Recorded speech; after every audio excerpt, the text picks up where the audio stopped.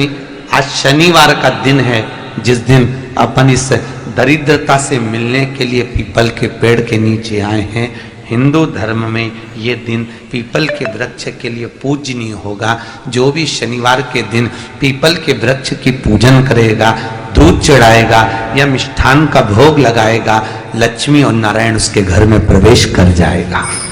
लक्ष्मी और नारायण उसके घर में प्रवेश करेगा। पुराण की कथा कह रही है कि दुनिया के सारे तीर्थ नहीं जा सकते, पृथ्वी की सारी नदियों में स्नान नहीं कर सकते, पवित्र नदियों में आप स्नान नहीं कर सकते, या किसी भी तीर्थ में जाकर एक रात्रि भी विश्राम नहीं कर सकते, या हमने जिंदगी में कोई दान करा ना करा, कोई पुण्य करा ना करा, कोई सत्कर्म करा ना करा, कोई शास्त्र पढ़ा ना पढ़ा, कोई शास्त्र सुना ना सुना, उसके बाद भी शिव महापुराण की कथा कहती है कि एक दिन में अगर मात्र एक बार भी आप शंकर के शिवालय में प्रवेश कर गए या मंदिर में प्रवेश कर गए तो सारे तीर्थ, सारी नदियां, सारे सरोवर, सारी बावड़ी, सारे तालाब, सारे कुंड के स्नान का पुण्य, दान का पुण्य प्राप्त हो जाता है।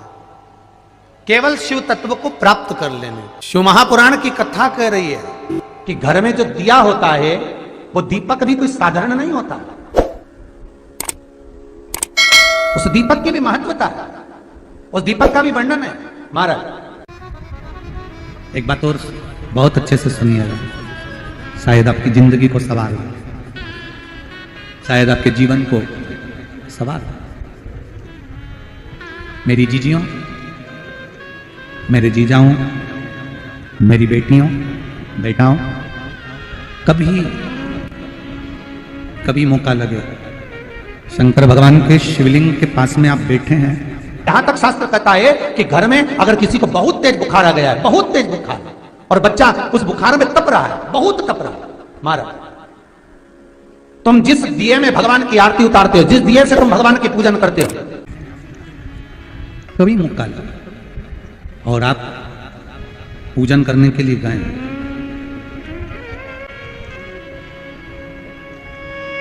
कभी पूजन करने के लिए, और आपको शंकर भगवान के शिवलिंग के पास में या शंकर भगवान के शिवलिंग के ऊपर कनेर का अगर पीला फूल देखा है ना आप लोगों ने, अरे बोलो तो जम के, देखा है?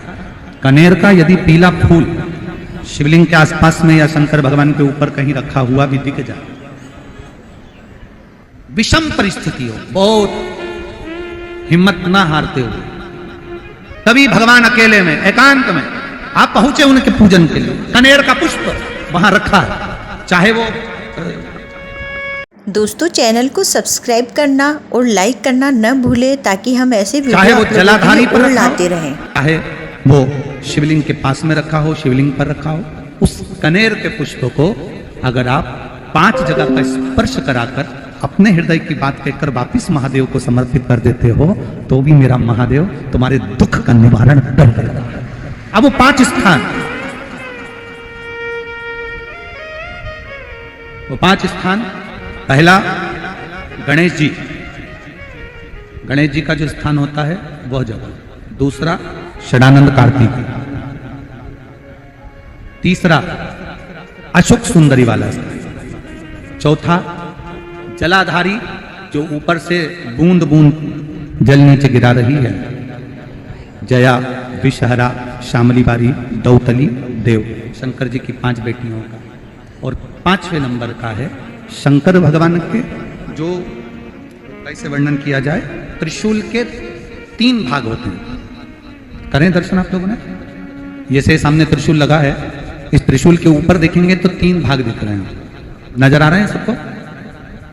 त्रिशूल का जो 3 भाग होता है, उस 3 भाग का जहां ज्वाइंट होता है, जहां मिलता है, एक जगह पर देखो तीनों भाग एक जगह पर मिले हुए, 3 भाग का जहां मिलन होता है, 5वां स्थान, ये 5वां स्थान, यहां पर स्पर्श कराकर शिवलिंग पर अपनी कामना कर कर श्री शिवाय नमस्तुभ्यम कहकर बाबा से अपने मन की बात कहकर जो समर्पित कर देता है, हम 3 महीना भी नहीं। वीडियो को अपने परिवार वालों में भी और दोस्तों में शेयर करना न भूले ताकि ऐसे वीडियो ज़्यादा से ज़्यादा हम लोगों आपके लिए लाते रहें। अगर ज़्यादा दुख है 3 दिन इंतजार करना, मेरा बाबा उस दुख को मिटाएगा। 3 महीना बहुत दूर, पर करना है दिल से। और कई तरह के दीपक होते हैं, दीपक का भी विधान वर्णन किया गया, उस दिए का भी वर्णन किया गया। यहां तक शास्त्र कहता है कि घर में अगर किसी को बहुत तेज बुखार आ गया है, बहुत तेज बुखार, और बच्चा उस बुखार में तप रहा है, बहुत तप रहा है, मारा, तुम जिस दिए में भगवान की आरती उतारते हो, जिस दिए से तुम भगवान की पूजन करते हो, उस दिए की बत्ती को नीचे डाल दीजिए और उस दिए को पानी की बाल्टी में धो दीजिए। कौन सी बाल्टी में? जिस बाल्टी के पानी से आप बच्चे को स्नान करा सको। मारा, केवल भगवान पर से ले जाकर, पास में से ले जाकर उस बाल्टी में थोड़ी देर डाल दो और उस बाल्टी के पानी से उस बच्चे को स्नान करा दीजिए। 15 से 20 मिनट, आधा घंटा लगेगा बच्चे का। बड़ी बेचैन दिख रही हो तुम, क्या बात है? पार्वती जी कहती है, देवव्रत, कश्मीर प्रदेश का एक भक्त देवव्रत बेलपत्री के वृक्ष के नीचे बैठकर आपका मंत्र जाप कर रहा है। मैं आपको जगाना नहीं चाहती थी, पर बेलपत्री के वृक्ष के नीचे लक्ष्मी झाड़ू लगाती है, सरस्वती वीणा बजाती है, इंद्राणी उस बेलपत्री के वृक्ष के नीचे जल का सिंचन करती है, 33 कोटि देवी देवता उस बेलपत्री के वृक्ष की जड़ में विराजमान होते हैं। इसलिए देवव्रत एक बार पंचाक्षर मंत्र बोलता है तो वो 33 करोड़ बार गिना जाता है, ऐसा बेलपत्री का वृक्ष होता है। बेलपत्री के वृक्ष के नीचे एक बार अगर भगवान का नाम लिया जाता है तो वो 33 करोड़ बार, 33 कोटि बार गिना जाता है। एक मंत्र केवल नमः शिवाय, ओम नमः शिवाय, नमः शिवाय, ओम नमः शिवाय, 33 कोटि बार गिना है, 33 कोटि।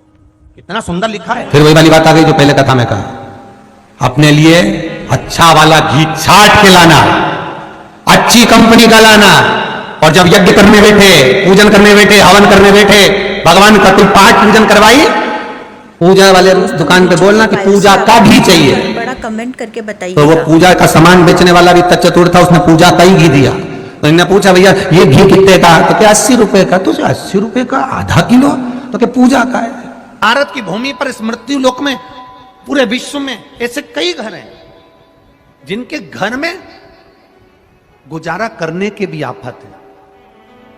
पहनने के कपड़े नहीं, किसी के यहां पर भोजन नहीं, किसी के यहां जमीन नहीं, किसी के यहां दुकान नहीं, कोई पूरी जिंदगी किराए के मकान में निकाल देता है। नहीं, मेरा एक निवेदन है, इस कथा को जितने छत्रपति संभाजी नगर के श्रोता भाई बहन श्रवण कर रहे हैं उनसे निवेदन करूंगा, आप हाथ का ठेला लगा रहे हो, सब्जी का ठेला लगा रहे हो, फल का ठेला लगा रहे हो, धक्के की जिंदगी जी रहे हो, दरवाजे पर बैठे हो, कहीं ना कहीं तुम दास्य भाव की जिंदगी जी रहे हो, तकलीफ में जिंदगी जी रहे हो, बहुत दुख की जिंदगी जी रहे हो, बहुत कष्ट की जिंदगी जी रहे हो, उनसे केवल निवेदन करूंगा, 3 महीने 2 जगह पर जल चढ़ाना प्रारंभ कर दीजिए, केवल 3 महीने। एक शंकर भगवान के शिवलिंग पर, दूसरा बेलपत्री के पेड़ के नीचे, 2 जगह पर जल चढ़ाना 3 महीने लगातार चालू कर दो, बाबा तुम्हारा हाथ पकड़कर तुम्हें उन्नति की सीढ़ी पर चढ़ा देगा। हमें कोई चमत्कार करना नहीं आता, और ना हम कोई तंत्र विद्या या मंत्र विद्या जानते हैं, ना हमारे पास में बेल है, ना हमारे पास में भभूति है, हमारे पास में तो केवल शिव का नाम है। आप श्री शिवाय नमस्तुभ्यम बोलो, ओम नमः शिवाय बोलो, नमः शिवाय बोलो, चाहे महामृत्युंजय मंत्र बोलो, उसका स्मरण करते करते भगवान शंकर के शिवलिंग पर जल, और उसी पात्र में जो जल तुमने शंकर जी को चढ़ाया है उसमें से बचा हुआ थोड़ा सा जल बेलपत्री के पेड़ के नीचे चढ़ाना प्रारंभ कर दो। अलग से बेलपत्री के पेड़ के नीचे चढ़ाने के लिए अलग से लोटा भर के जल जरूरत नहीं पड़ेगी। जो तुमने शिव जी को जल चढ़ाया, जो तुमने देवाधिदेव महादेव को जल चढ़ाया, बस उसी पात्र का जल शंकर जी को चढ़ाओ, उसमें से बचा हुआ थोड़ा सा जल बेलपत्री के वृक्ष के नीचे चढ़ाना प्रारंभ करना। कौन सा बेलपत्री का वृक्ष? जिसकी छाया आपके ऊपर आ रही हो। शिव महापुराण बड़ी सुंदर बात कहता है, ध्यान दीजिएगा। जिस बेलपत्री का पौधा तुम्हारे सिर का, और ये दोनों हाथ ऊपर कर लो, अपन खड़े हुए और खड़े होकर दोनों हाथ ऊपर करे, इतना बड़ा बेलपत्री का पौधा है, उस बेलपत्री के पौधे की पत्ती को कभी तोड़कर शंकर जी को नहीं चढ़ाना चाहिए। ध्यान रखना, कितना बड़ा पौधा, आप खड़े हो जाओ और खड़े होने के बाद आपका हाथ ऊंचा कर लेना।